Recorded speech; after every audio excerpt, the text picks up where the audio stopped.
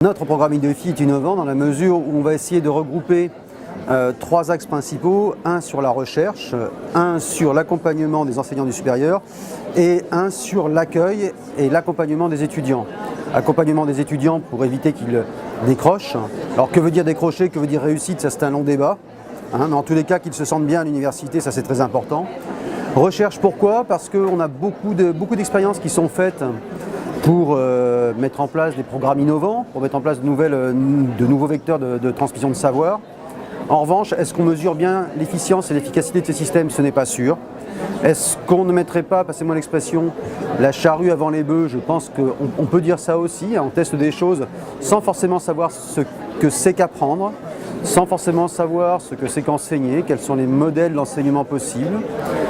Est-ce que j'apprends de la même manière si je suis en sciences ou si je suis en droit? Est-ce que j'apprends de la même manière si je viens d'un milieu social défavorisé ou si je suis fils de médecin? Donc tout ça, ça repose sur des études très précises, des études fondamentales scientifiques.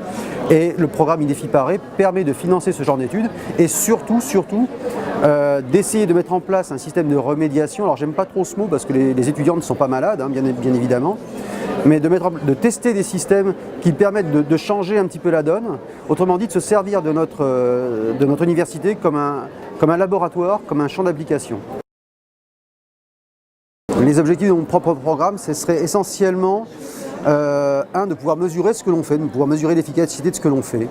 Bien évidemment, et ça c'est un objectif qui n'est pas propre à IDEFI Paris, c'est d'assurer un avenir pour tous nos étudiants, accueillir tous les étudiants. Quand je dis accueillir tous les étudiants, c'est en fonction de la diversité de leur cursus préalable en lycée, on a toutes sortes de bacheliers, mais également en fonction de leurs différences.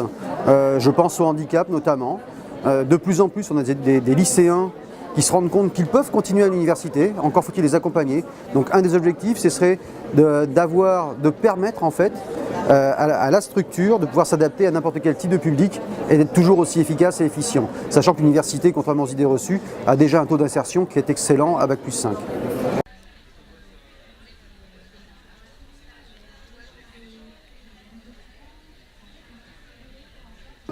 Les étudiants ont parfois l'impression qu'on leur sert toujours la même chose.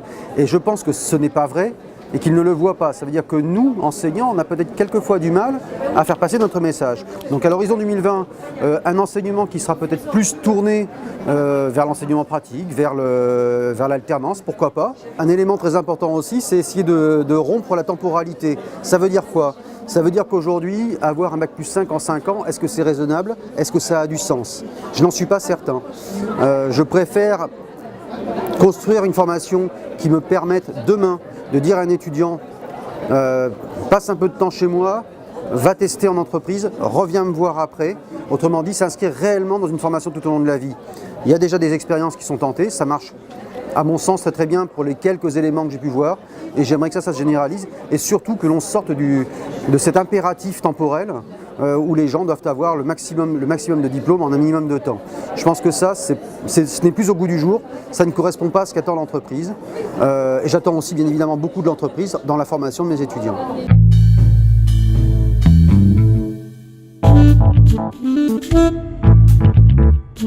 Thank you.